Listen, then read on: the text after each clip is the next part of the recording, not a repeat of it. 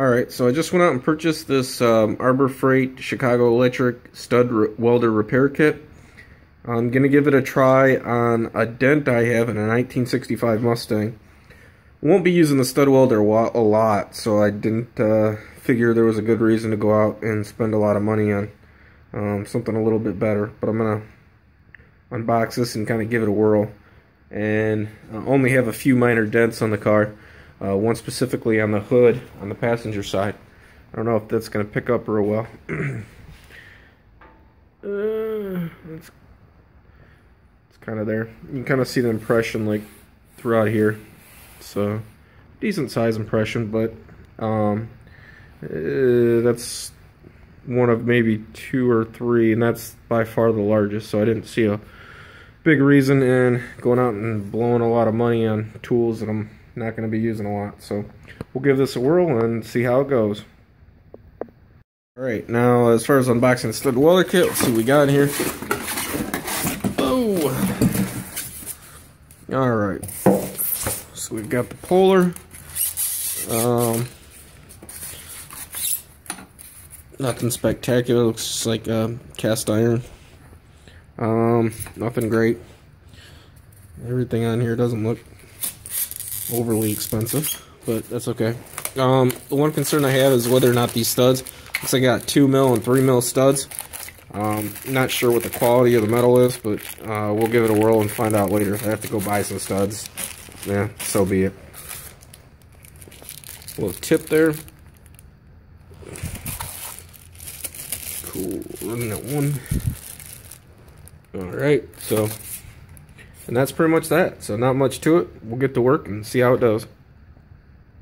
Alright, so you can see I made a series of welds. Some of them better than others. I guess what you really have to watch out for on these is you got to have nice parent metal.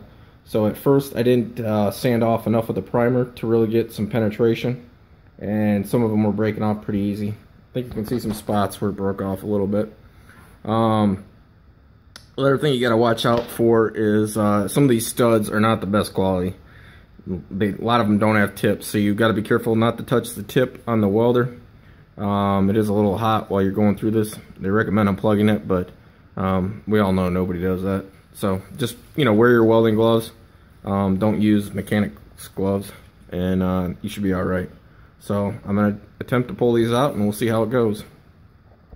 Alright, so I've returned to review these two items separately. So you have the puller and the stud gun, and I'll first start by the stud gun. It's probably about anywhere from 3 to 4 out of 5 stars, I'd say. It does the job. It does kind of have a fine point in there. You have to leave, at least with the studs provided, you have to keep it on there for about a second, maybe a second and a half. And that's kind of contrary to what's in the booklet, because they say you should do it for about half a second. If you do it for half a second, you will not get enough penetration. At least that's what I found with the 65 Mustang. So yeah, I mean it's not the best, but it does the job. And for 99 bucks, we know what I paid for it. It's doable. The puller that comes with it, piece of junk. So this is the second time I've had a stud stay in there. There's really no way to kind of fluctuate that little roller there. It's stuck. So just know that going into it, that you're probably going to have to buy another stud lever, or stud puller, and I would recommend that stud lever. So I'm going to probably go out today and look online to see if I can pick one up pretty cheap. But little rubber handle that comes as you're pulling, it'll come apart, and you can kind of see the weld quality that they put on there. They just kind of stuck it on there, and it looks like they almost stuck just a grinder. But it's absolutely horrid quality. They cast it and then weld that, but it's bad. So and then grind it off, but that's pretty bad. I mean, that's a sure sign that you're not getting quality. So, and then of course that's not a good sign either, but we won't get into that. And then the studs themselves are not the best. They're mildly better than the Polar, but that's not saying a whole lot. right there is where I, got the penetration. Now, I will say in the defense of the gun that I kind of grinded it down a little bit too much, so, the penetration was there. It was just when I pulled up on the stud using that puller, I had to actually separate the head to be able to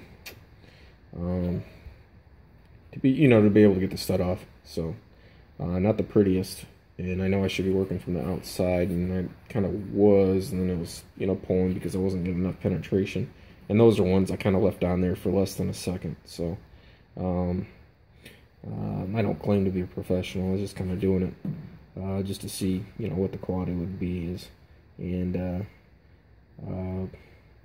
I don't know. I mean, it definitely didn't impress me, but for the money, the gun's worth it. So that's my take. Okay, so quick update on the puller. This thing is garbage, to say the least. But one of the tips and tricks is to kind of actuate this handle. You'll go all the way down. If you do happen to go all the way down and reach the stud head, you want to kind of just pull it back up and kind of do that. Keep kind of actuating that until you're able to free it, because sometimes it will get stuck. There I penetrated the first layer of the hood. It's like 2 pieces of sheet metal, and then there I went all the way through, and I don't know how well you can see that, but it was not pretty. So yeah, this thing's garbage, but I don't really think it's worth it. And then you can kind of see where, if you do have an issue where I grinded it a little too thin, it can be a little bit hazardous to your body line. So it's one of the things you want to watch out for. So, all right.